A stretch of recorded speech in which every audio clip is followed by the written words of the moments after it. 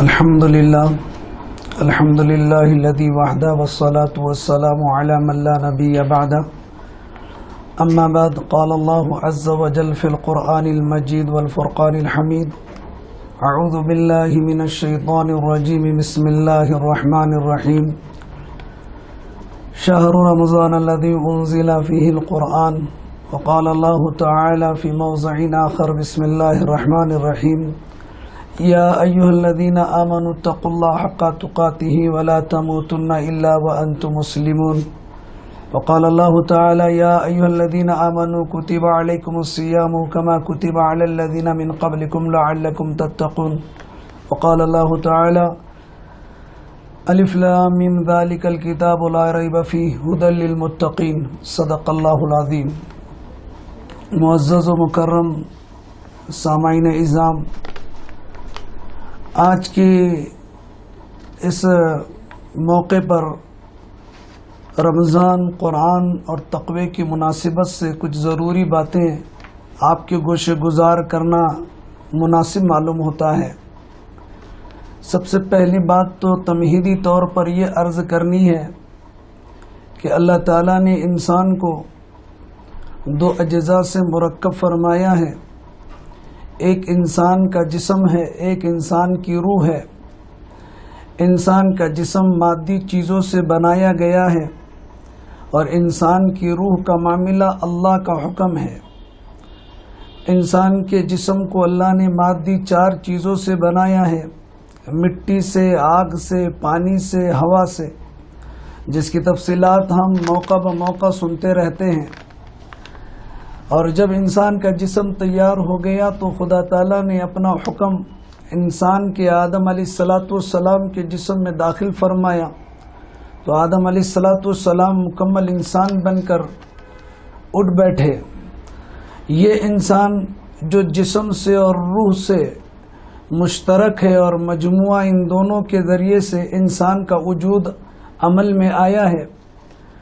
اگر انسان غور کرے تو انسان کا جسم عارضی ہے اور انسان کی روح ہمیشہ کی رہنے والی چیز ہے، کیونکہ مادی چیزوں کے متعلق یہ بات آتی ہے کہ جو کچھ اللہ کے علاوہ ہے وہ عالم ہے.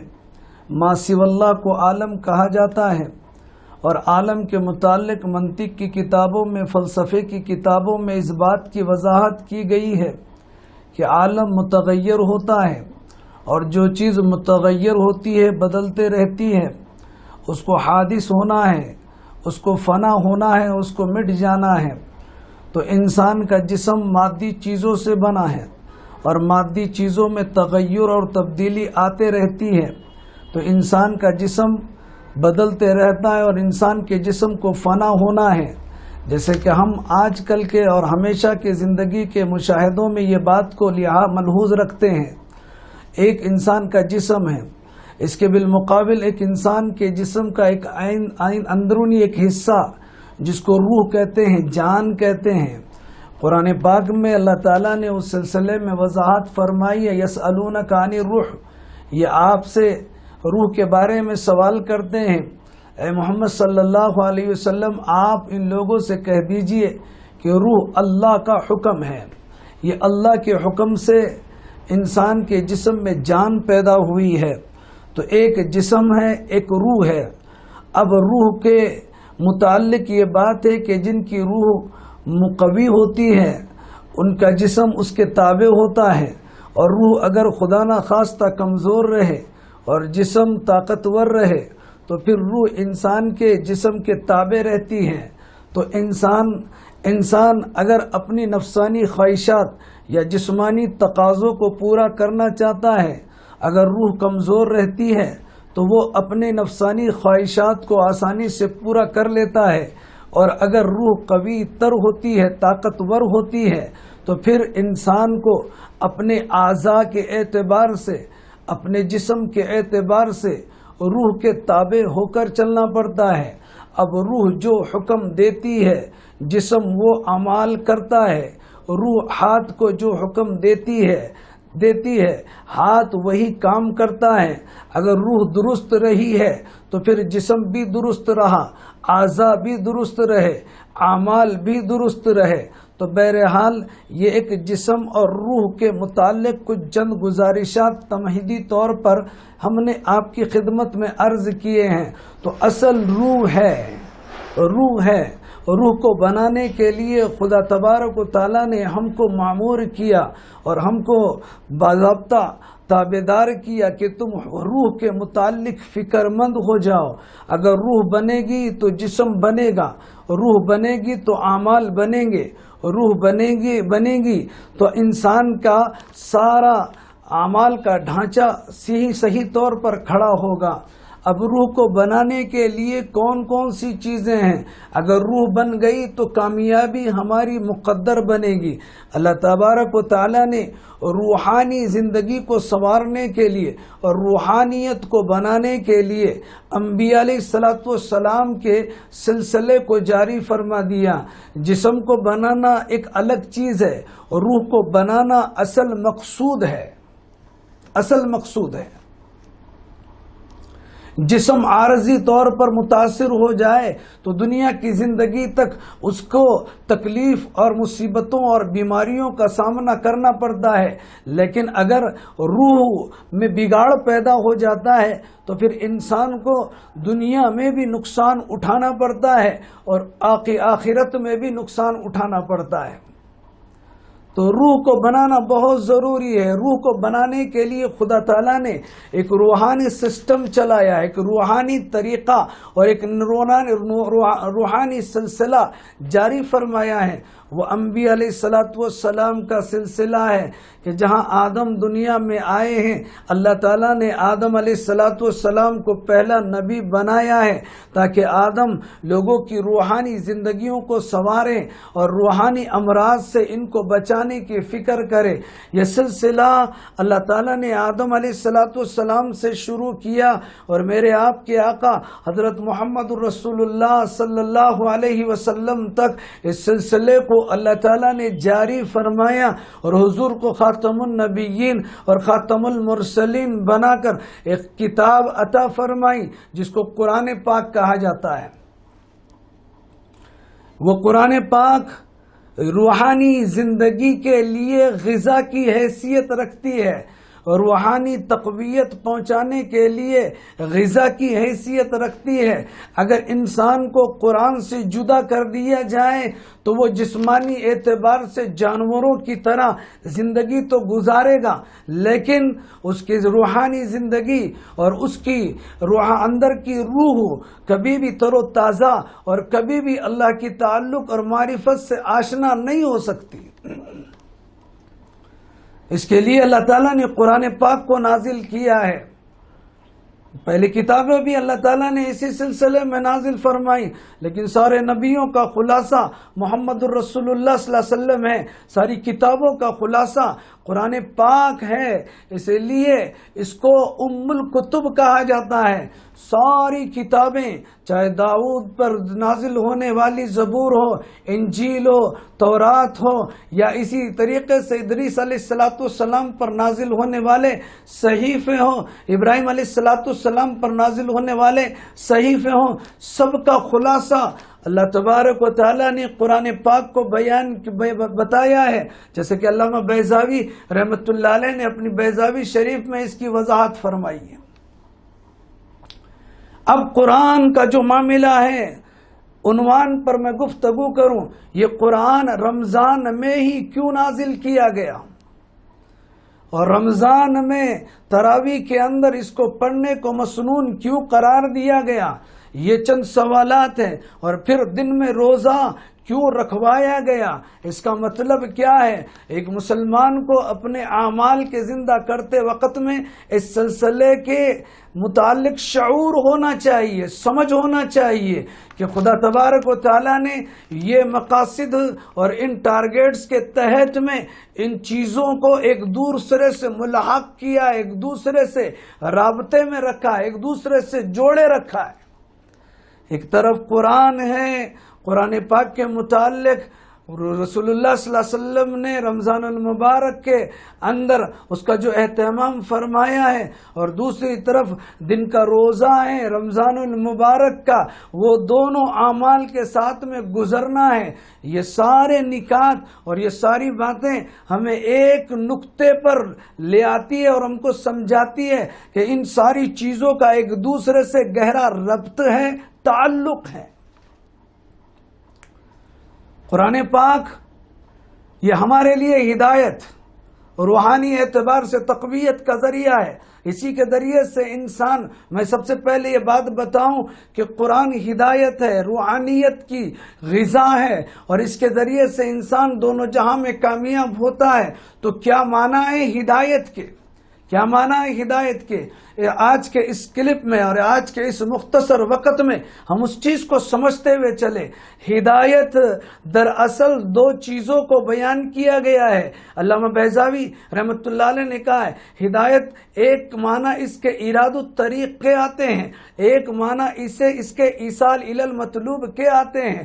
ایراد الطریق کے معنی رستہ بتا دینا، اور ایک ہے اراد الطریق کے معنی، اور ایک ہے ایصال الی المطلوب، یعنی منزل تک پہنچانا، منزل تک پہنچانا، ہاتھ پکڑ کر منزل تک پہنچانا، کبھی کہیں پر انسان کو بہکنے نہ دینا، اس کے معنی آتے ہیں ایصال الی المطلوب۔ علامہ بیضاوی رحمۃ اللہ علیہ نے فرمایا کہ جب اللہ کہتے ہیں اہدنا،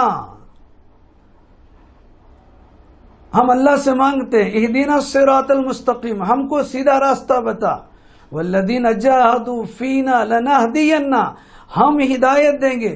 جب اللہ کی طرف ہدایت کی نسبت کی جاتی ہے تو وہاں پر معنی ایصال الی المطلوب کے ہوتے ہیں، یعنی اللہ تعالیٰ سے ہم نے جب ہدایت کی دعا مانگی اور اللہ نے ہم کو ہدایت کا فیصلہ فرما دیا تو معنی یہ ہوتے ہیں کہ اے میرے بندے، اب میں تجھے زندگی کے کسی موقع پر بہکنے نہیں دوں گا، اور میں تجھے کسی موقع پر موت کے وقت میں بے ایمانی کی موت نہیں مرنے دوں گا، میں تیرا ساتھ دوں گا، میں تیری معیت حاصل کروں گا، اور میں تجھے جنت تک پہنچا دوں گا۔ یہ ہے ایصال الی المطلوب کے معنی۔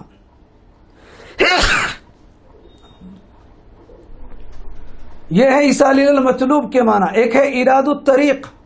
اراد الطریق کے معنی خالی رہبری کر دینے کے، یہ مخلوق کے ذمے ہے، نبیوں کے ذمے ہے، راہ راست وما علینا الا البلاغ کا مفہوم یہی ہے کہ نبی، رسول اور اللہ کے ولی اور نیک بندوں اور دائی امت کے اوپر یہ ہے کہ اللہ کا پیغام واضح انداز میں لوگوں تک پہنچا دیں۔ ہدایت دینا صرف اللہ کا کام ہے، یعنی ایصال الی المطلوب والی ہدایت اللہ کے ذمے ہے، اراد الطریق کی ہدایت مخلوق کے ذمے ہے، داعیوں کے ذمے ہے۔ تو بہرحال یہ ہدایت کے معنی آپ کو سمجھے۔ اب قرآن پاک سے اللہ تعالیٰ نے جو ہدایت بیان کی ہے، الف لام میم ذالک الکتاب لا ریب فیہ ھدی للمتقین، یہ کتاب وہ ہے جس میں کوئی شک نہیں ہے، وہ کتاب ہدایت ہے متقی کے لیے۔ اب ہدایت کے معنی آپ کو سمجھ میں آ گئے۔ اب یہ ہدایت ملے گی ایصال الی المطلوب والی انسان کو، کون سے انسان کو؟ جو متقی ہو، جو پرہیزگار ہو۔ متقی کے معنی کیا آتے ہیں؟ میں ایک عنوان پر آ رہا ہوں، اس عنوان کے تحت یہ چند ذیلی باتیں آپ کی خدمت میں عرض کرنے ضروری ہے۔ تو سب سے پہلی بات، ہدایت کس کو ملے گی؟ متقین کو ملے گی۔ متقین کون ہیں؟ تقوی والے کون ہیں؟ تقوی والے بہت زیادہ عبادت گزار نہیں، تقوی والے بہت زیادہ سجدہ کرنے والے نہیں، تقوی والے وہ نہیں ہیں جو رات بھر تسبیحات کا اہتمام کرنے والے۔ تقوی والے وہ ہیں جو اپنے آپ کو گناہوں سے بچائے، معصیت کے نقشوں سے بچائے، اللہ کی نافرمانی کے چیزوں سے اپنے آپ کو بچائیں، وہ متقین ہے، وہ پرہیزگار ہے۔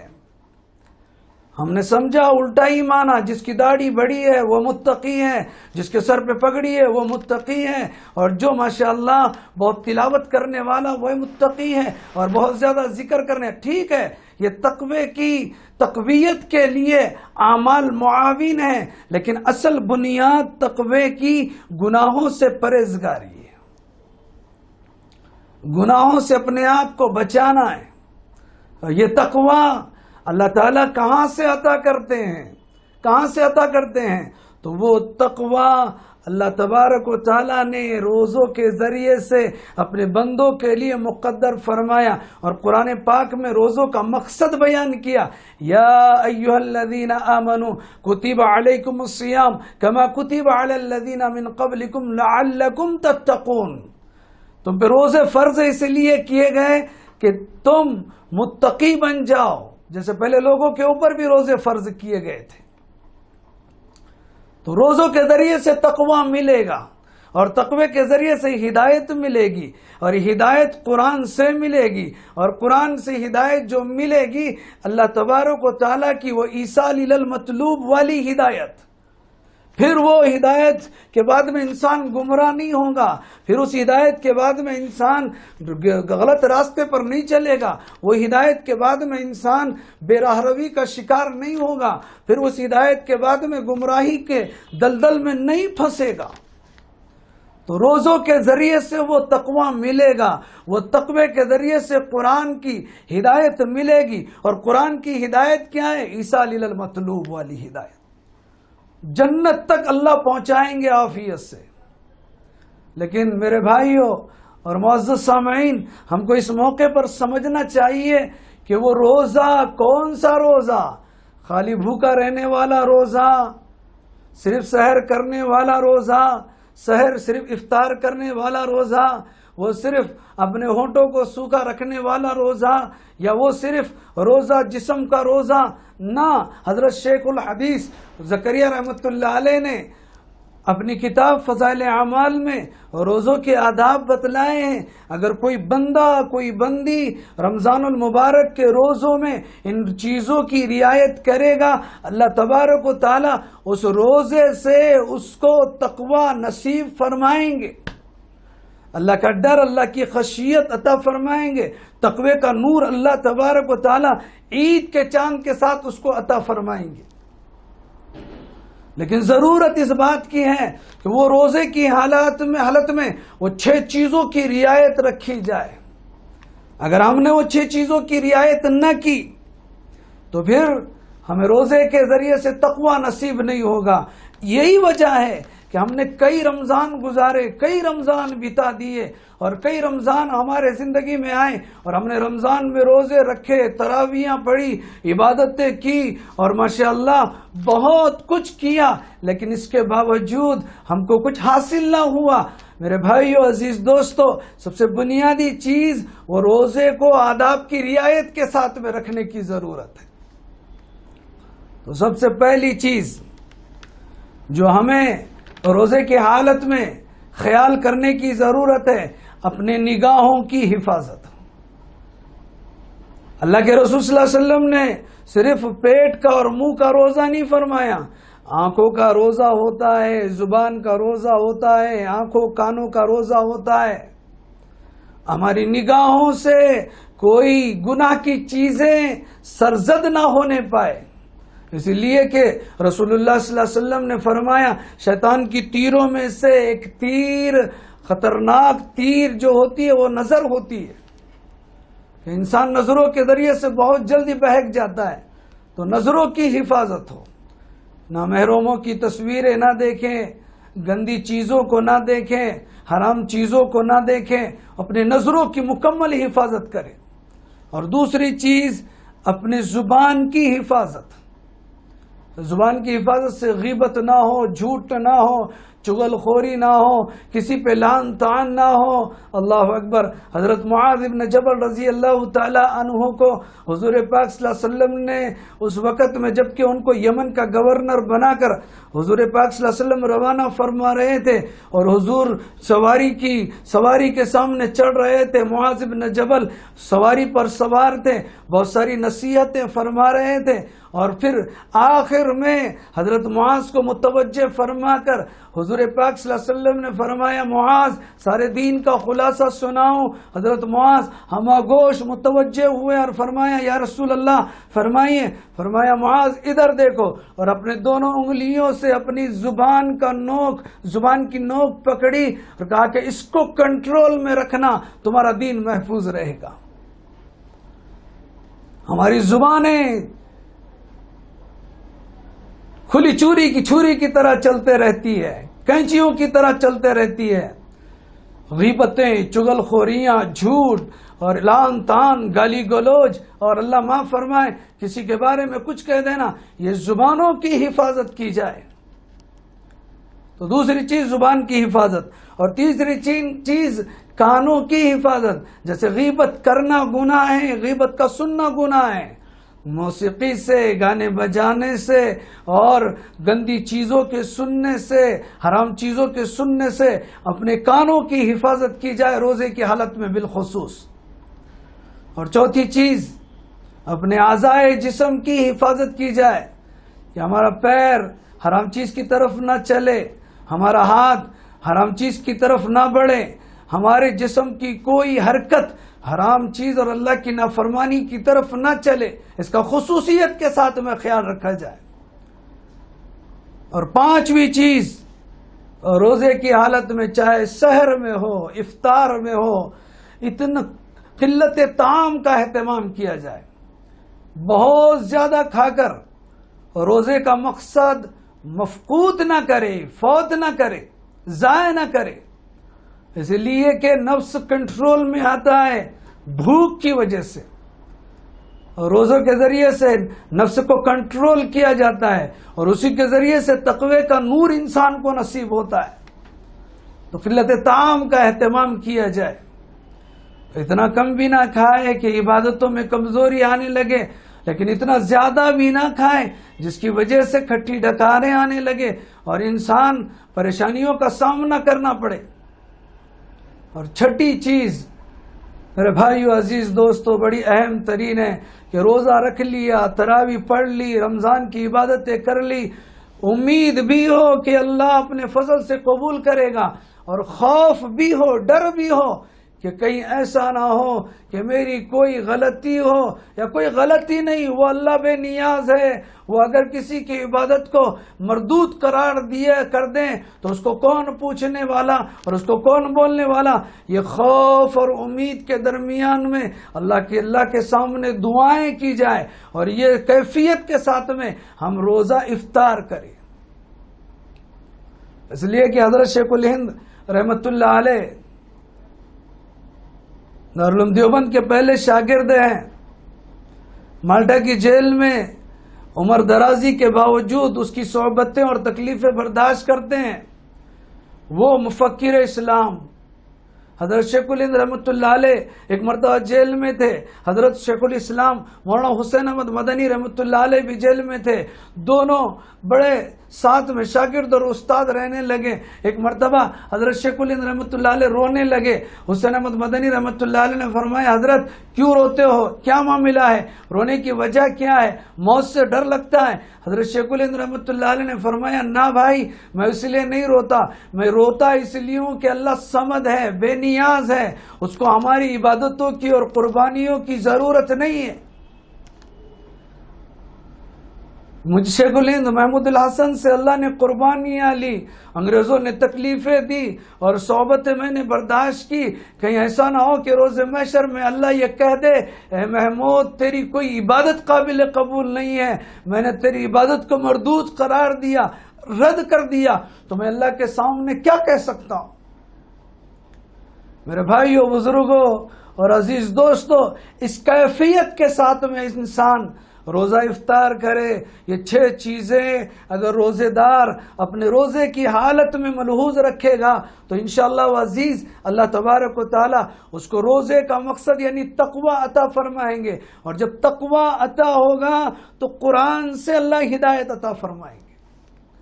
قرآن ہر کسی کو ہدایت نہیں دیتا.